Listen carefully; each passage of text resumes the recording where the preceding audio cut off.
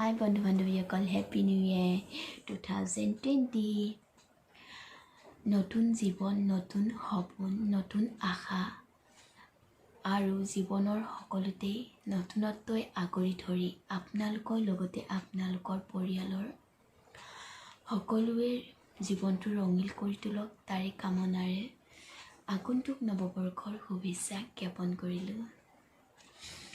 এতিয়া আমি ৰাতিলৈ কেনেকৈ প্ৰস্তুতি চলাইছোঁ তাক আপোনালোকক দেখাবলৈ চেষ্টা কৰিম।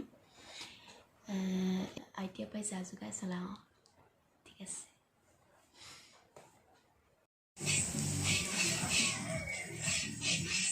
এয়া আমাৰ মাছ মাংস বনোৱাৰ প্ৰস্তুতি চলোৱা হৈছে। এয়া মটন আৰু চিকেন। এয়া গাহৰি হলিকা হয় আৰু এয়া গাহৰি আমি বইল কৰি এতিয়া সৰু সৰুকৈ কাটি আছোঁ হলিকাত ভৰাবৰ কাৰণে আৰু চুঙাত ভৰাবৰ বাবে।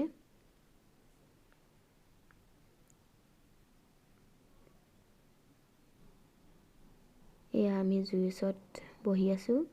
ঠাণ্ডা দিনত জুইৰ ওচৰত বহি ভাল লাগে নহয় জানো?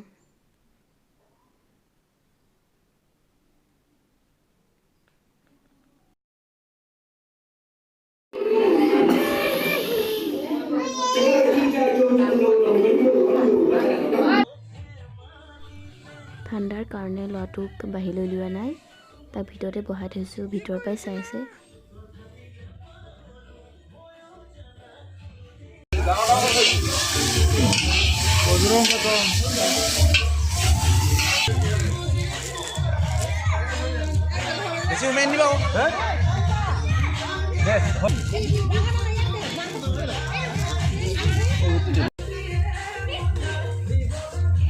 এনেকৈ খুজিব লাগে মাংসটো,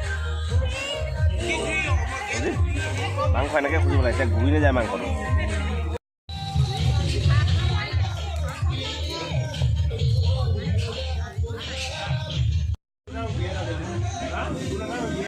এইয়া চাওকচোন চুঙাত সিজোৱা গাহৰি।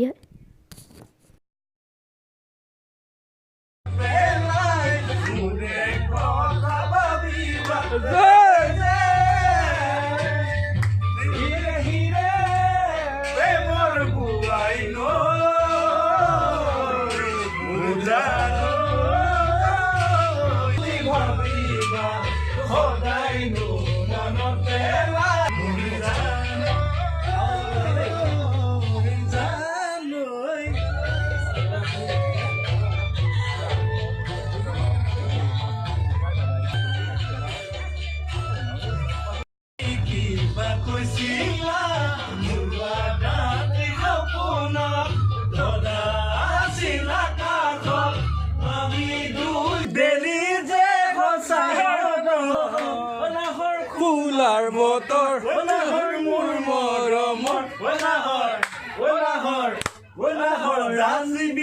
আমাৰ কলনী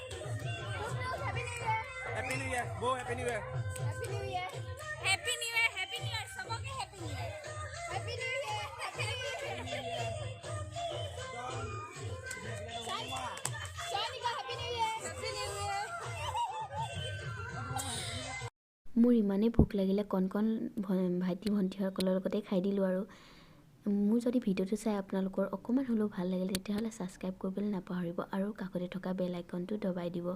এতিয়ালৈ আহিছোঁ, ধন্যবাদ।